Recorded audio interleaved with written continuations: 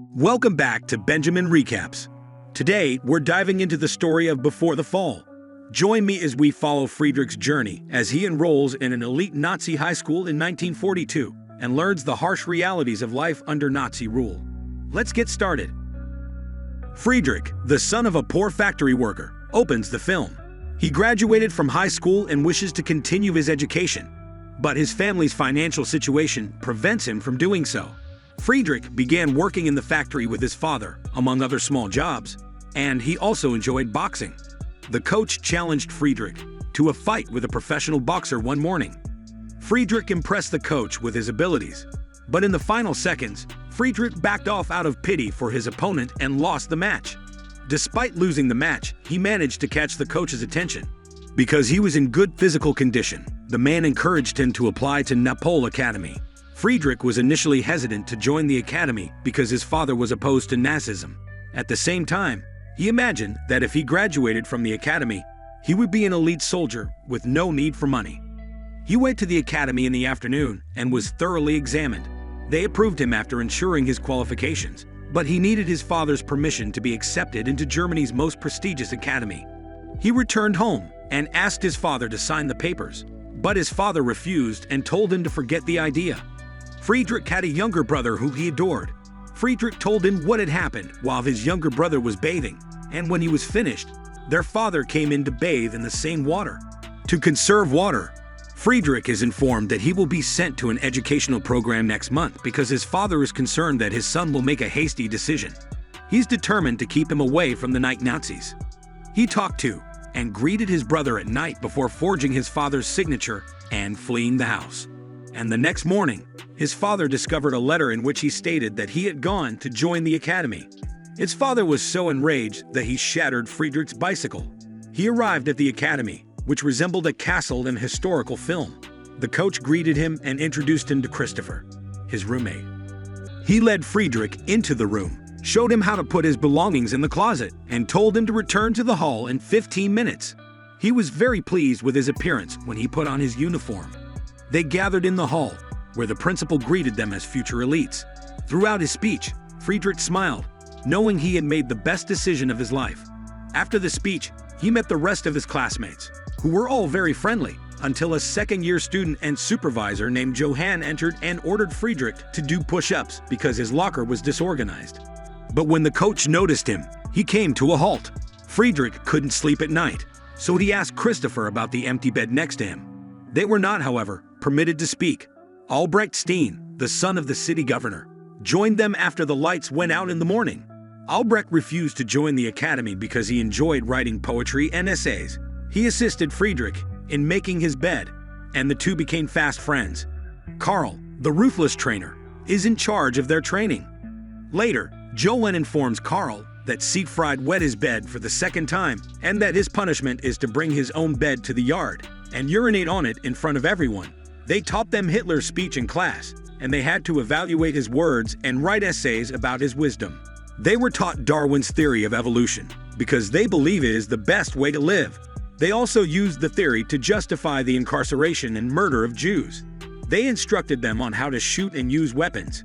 Friedrich began boxing with a trainer in whom he had complete faith. Coach Napoleon turned out to be the Premier League boxing champion, but he began to lose matches. The coach gradually persuaded Friedrich to return the gold medal to the academy. The academy students received letters from their families a month later. Friedrich received a letter from his mother in which she wished him well.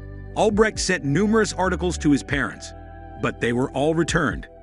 Etienne told him he was a good writer, but he knew they hadn't read it because the pages still had a lock of hair in them that he had inserted.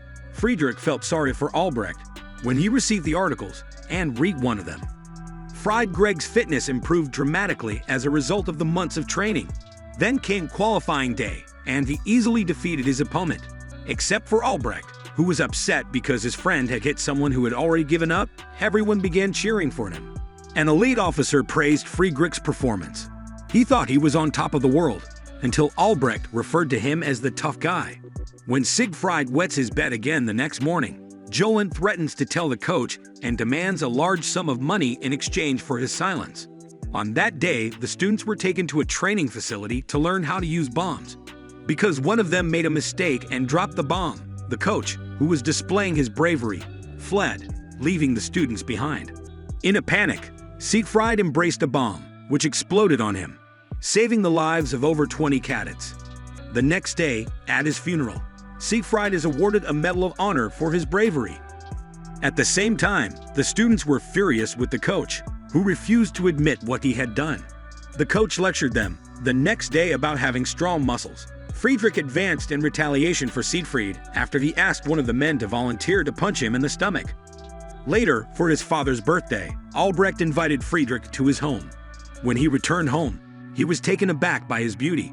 But what piqued his interest more was how Albrecht's father ignored his son. The ruler forbade his son from reciting a poem in front of everyone because he thought poems and articles were inappropriate for men. He wished for his son to be like Friedrich, and even challenged Friedrich to a fight. They didn't want to compete, but the ruler and his entourage forced them to. As a result, they agreed. Friedrich knew he would win, so he chose not to fight on the grounds that he did not want to fight his friend. Albrecht, however, provoked him because he believed Friedrich sympathized with him, and he knocked him down with one punch. They returned to the academy at the start of the winter semester, and the director summoned them late at night to inform them that a group of Soviet prisoners had stolen weapons, killed civilians, and fled to a nearby village. As a result, they must prepare. They armed the students and told them to shoot any prisoners they saw, and they divided into groups to capture the prisoners. Albrecht and Friedrich were assigned to the same team. After a while, they discovered a group of people fleeing from a hiding place and shot them all, killing them all.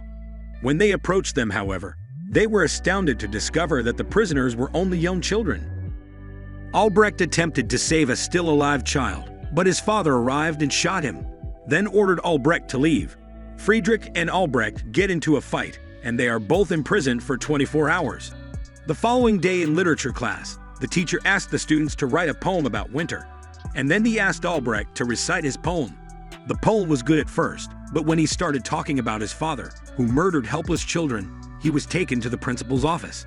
He asked Albrecht to write another poem after they summoned his father, but he refused. As a result, he was fired and transferred to the Eastern Front. When Friedrich came out of the cell, he knew what had happened to Albrecht and couldn't understand why Albrecht had read the poem in front of the students. Albrecht tells Friedrich that he never regrets it, and then they have a small quarrel that ends with them crying, and then they embrace. They instructed the students to enter a hole in a frozen lake and exit through another hole during the next exercise. Christopher was the first to enter, and he brought a rope with him to make things easier for the others.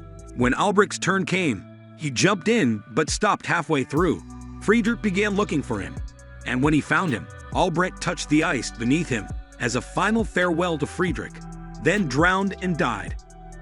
He began to cry because of his friend. They then escorted him to his room. He wrote an obituary for his friend at night and gave it to the director, who refused to publish it in the newspaper on the grounds that he would not allow the publication of obituaries except for those killed for the sake of their country.